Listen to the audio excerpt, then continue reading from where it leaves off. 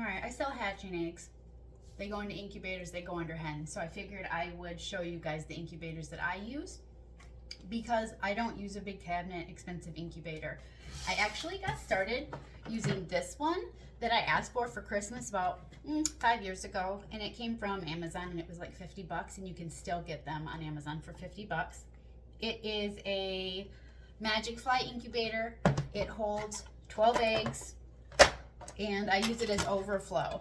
So every year, I think, instead of just buying like one big cabinet, I just started small, and then I upgraded, and so now I have 5 smaller incubators. This incubator that I have is off of Facebook Marketplace. I bought it in a parking lot. I actually really like this one. It does not have a brand, but it reads out in Celsius. It holds humidity really well, and the only downside to this is that, like, right now I can't see in there, and it's darker gray, and then I don't know Celsius, so I have to use Google. So I have those 2, and then I have 3 of the NR360s. These ones are really good. I like them. Some people are like, I hate them, and everybody does that, I've noticed, with all incubators. There's like a love-hate relationship. So I have 5. I started small, and I'm still small. I have went back and forth about getting a cabinet because I feel like that's what you're supposed to have to be like professional, but I don't hatch enough, and I just hatch for me. I sell chicks here and there, but I hoard all the chicks. So I wanted to show you like an incubator 101. If you are just starting out and you've never hatched eggs, it's really something special. It's unique, and I would highly recommend it, especially if you have kids. But having eggs hatch, when I first hatched, my very, very first hatch, I actually stuck eggs under a mom hen. I brought her in the house. She is my oldest hen and my favorite hen, my most favorite hen. I brought her in the house. We set her up in a tent in the basement, like a dome tent, and she sat on eggs. And I did all the Googling and like what I was supposed to watch for, and on day like 19, I heard like the peep coming from inside the shell, and I'm telling you, I lost my mind. I ran through the house.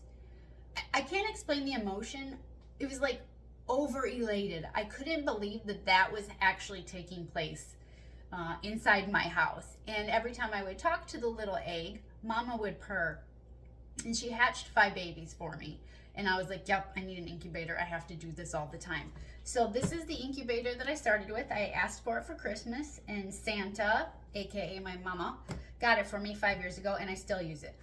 Things that I've learned since then. When I set this up, I set it up in a corner in my dining room, but it's on an outside wall. So the outside is right here, and the incubator was on the inside. So I think that looking back, even though I set 12 eggs, I think I only had like 3 or 4 hatch. It was too cold. Like, it wasn't insulated. I didn't know that for like 2 or 3 years. It never crossed my mind. I didn't know how to do that. So I have learned that I need to have my incubator in a temperature stable room.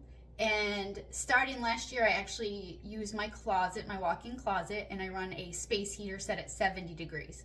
My house drops to 58 at night, and that was also affecting incubators. And so that's why I was having hatches. So I leaned on my girls, and I'm like, hey, what is going on? These hatches are terrible.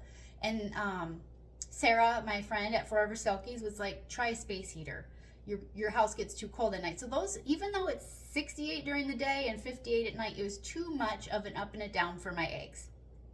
And so I would like wrap my incubators in like beach towels to try and keep them warm. But once I hooked up that space heater, and it runs at 70 degrees, it's one of those that every time it drops below 70, it warms back up. My hatch rate has been great. With hatching, you need constant temperature inside the room, and you also have to watch humidity. And if you live in a drier area, you probably need a little more water in your incubators. And some people dry hatch. I've tried dry hatching where from day 1 to 17, I don't add any water, and then day 17, I increase it a little bit. But my house humidity tends to stay at around 33. So I don't think it's enough for my hatching here in Michigan to dry hatch. I think I have done much better watching the humidity. The one other thing is I don't set it and forget it. with incubators. I don't trust my incubators, and just because it says a certain temperature, I always check it. Same thing with humidity. When I first started incubating, I added water once. Like when I first set the eggs, I thought that that's all you had to do. What I have learned over the years is I have to check it 2 or 3 times a day, because it depends on the temperature, and sometimes you can have big drops or you can have big jumps, and those affect how your eggs hatch. So generally speaking, I load all my incubators at once.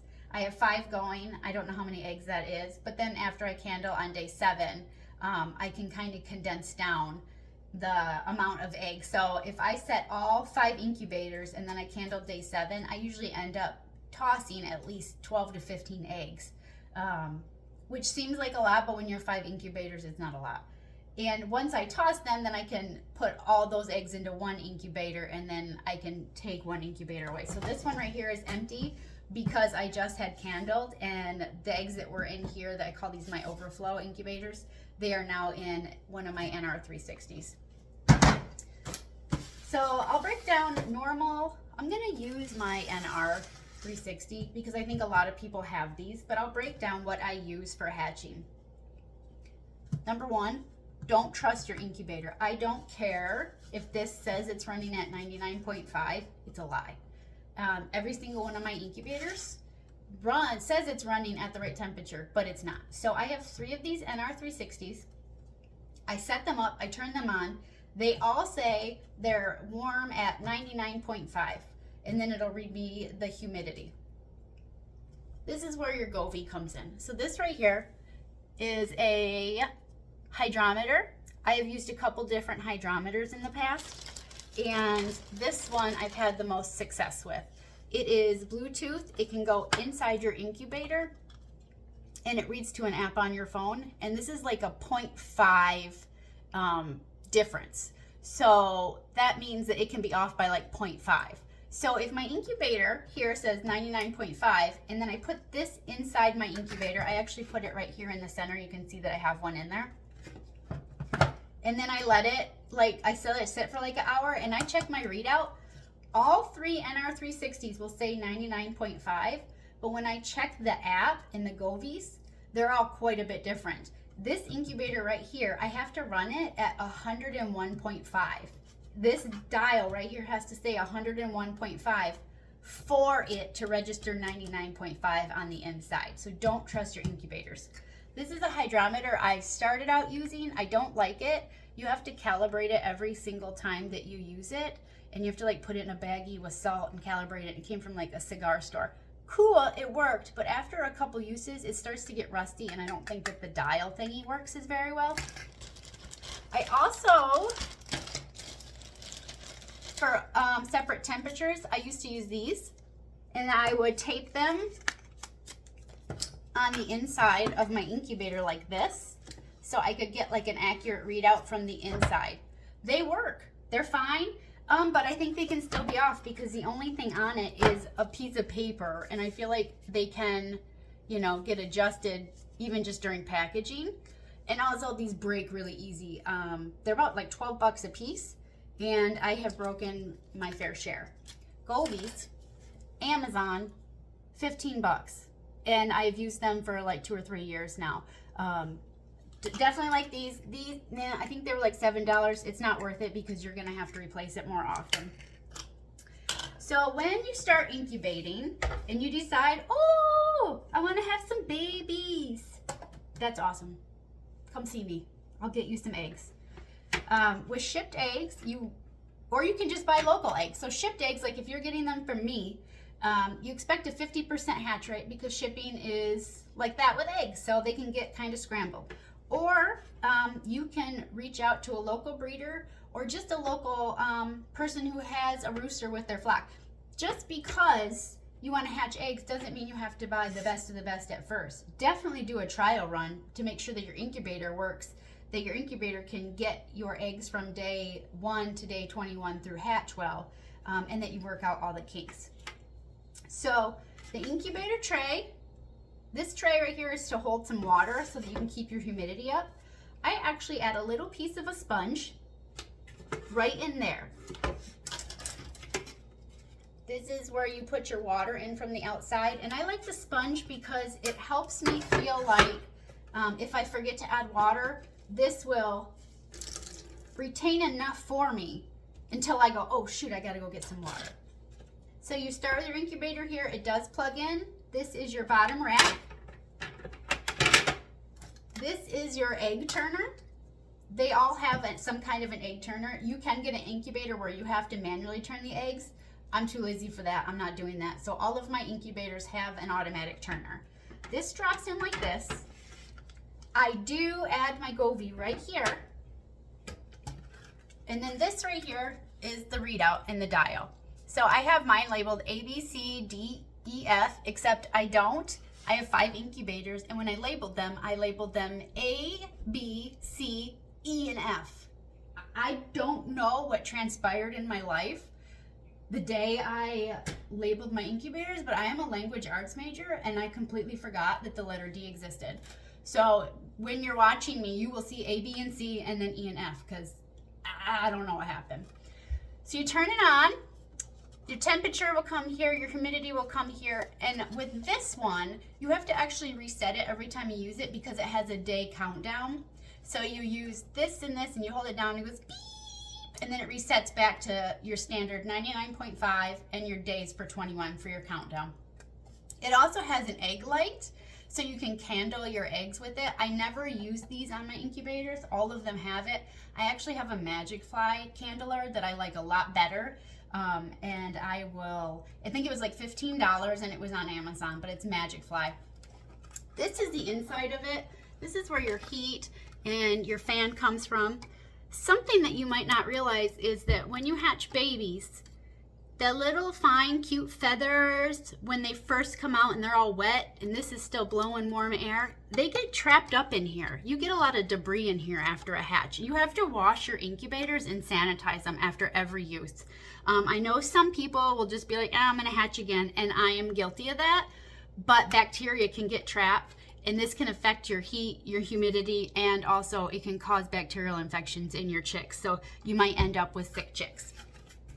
This is an air hole. The NR360 has one that's adjustable.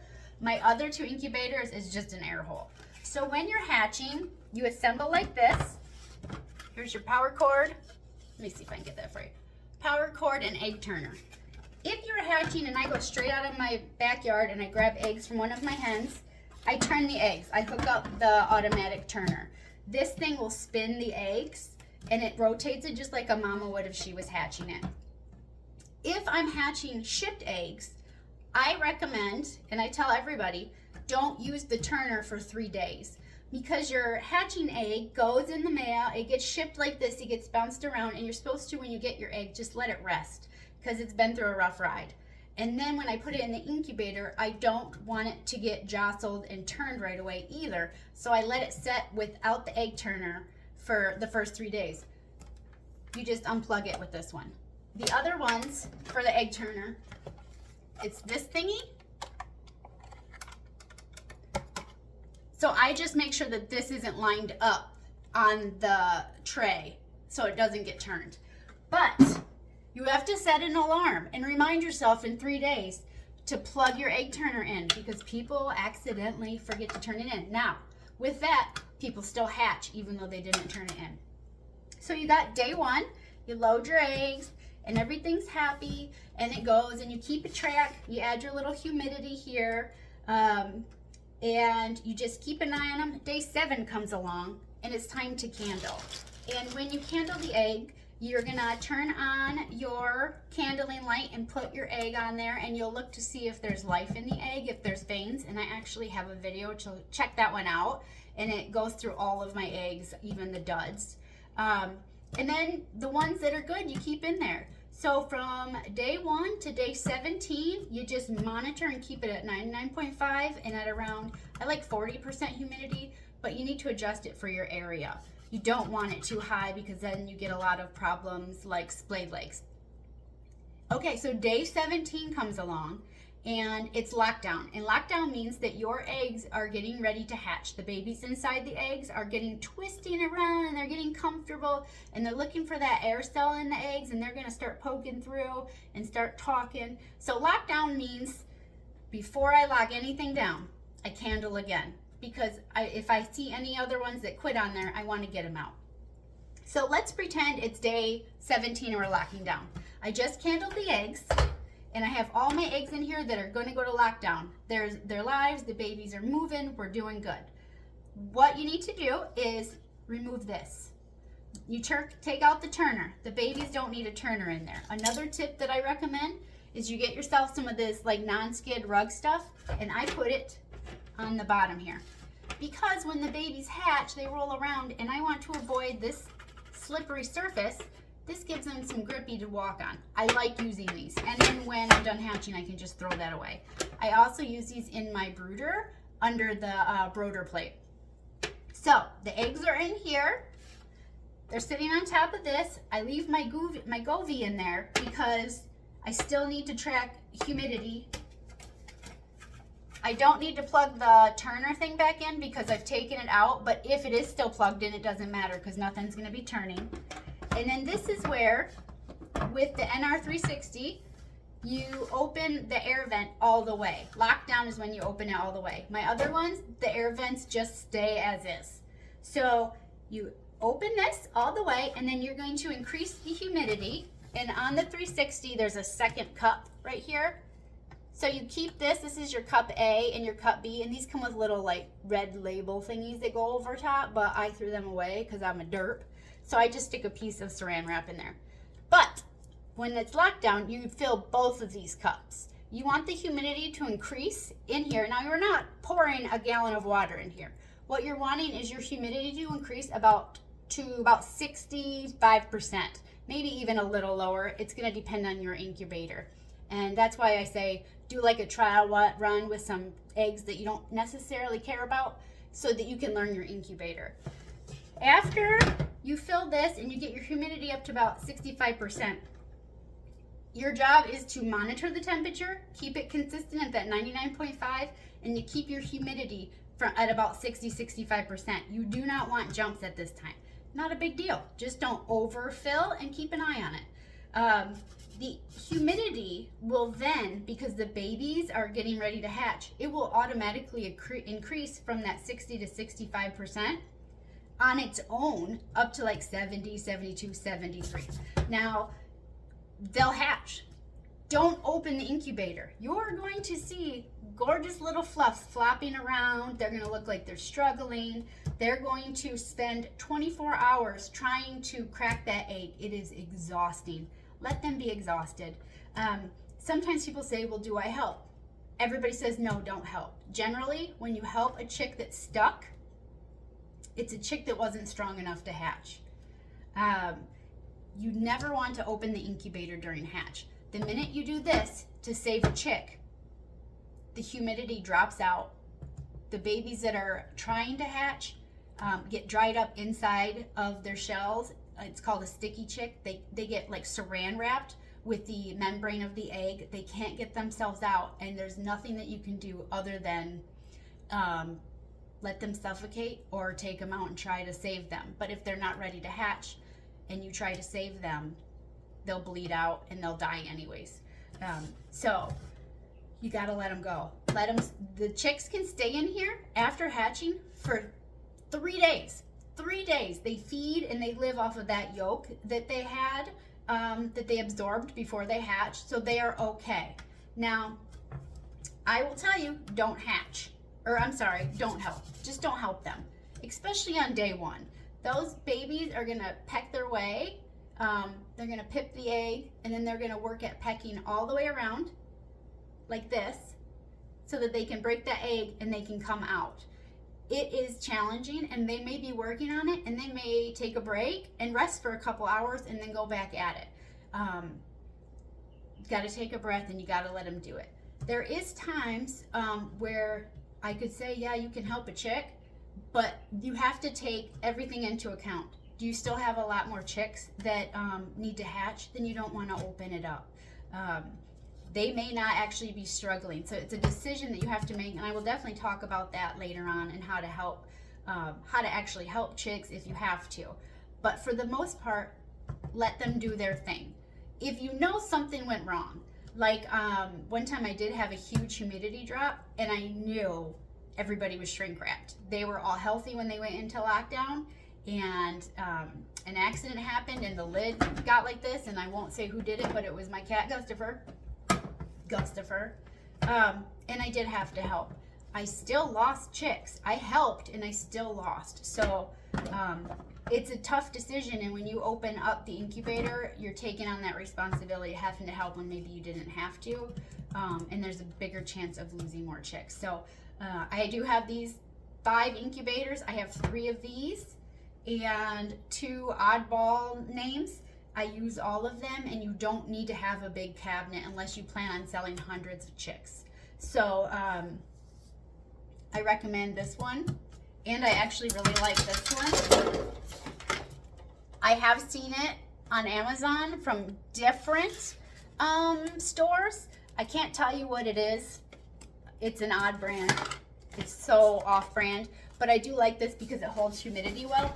The only problem I have with that is that it does hold it too well, so I can't add but a couple drops of water at a time. This one right here, perfect for starting. What I do recommend with this one is if you are starting, add a towel, like a beach towel around it. This is your air hole right here, so you don't want to cover that air hole.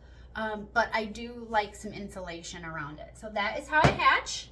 And then I keep those little sponges for my incubators, and I keep these for my incubators. So it's day 1 to 21, and chicks, they can hatch up to like day 23. After day 23, I will candle an egg that hasn't hatched, and I'll just see if there's any kind of life in it, because silkies tend to hatch at like day 19, day 20. But depending on the temperature of how your incubator is operating, if your incubator has a cold spot or it's been subject to some drafts, your chicks may take longer to hatch because your incubator may have cooled off at times. Another cool thing is that I have heard where people have their incubators plugged in and they have lost power for a day or two, which is absolutely so scary, especially when you have one full of eggs you paid for. But they have survived using hand warmers. You get those little crunchy hand warmers, and they have put them in there. So there is potential for things to go wrong, but you just have stuff on hand. These are my supplies just for my incubators. These are like emergency supplies that I have had over the years. This right here is a water bottle. This one helps me mist. So let's say I have an emergency and I have to save a chick. Something is wrong. Actually, I'll tell you what happened to me. One time when I had a hatch, the baby stood up and had its foot caught in there. His foot was all the way down in there, and he was screaming bloody murder, and I didn't want his leg to break off. And I still had eggs hatching. I was so worried about him, and you know it was going to be traumatic because he just got his leg stuck. So this right here with room temperature water, in fact, I have actually used a little bit of warm water, just a little bit warmer, because they're used to that 99.5, and I had to get it like this, open it quickly, grab the baby out, squirt and mist into the air up here some warm water so that hopefully I can keep that humidity up. Other things that I have are extra dividers for my incubator trays. This incubator right here, and my other one, this is how it processes. It moves back and forth like this. And so I have these because this incubator actually will hold like 18 eggs, but depending on the size of the eggs, I can actually get less or more in there. I keep this on hand for first aid. Sometimes I need to tape some legs, and leg bands. My magic light candler is USB rechargeable. I go to Home Goods and I buy a giant rug, like an 8x10 rug, non-skid rug, and I cut it up because it's cheaper than buying like the shelf liners. And then this is another humidity temperature gauge that I have tried to use in here and I didn't like it. So I will follow up with candling. And if you guys have any questions, let me know in the comments. So like, subscribe, and follow. I'm new here. Thank you.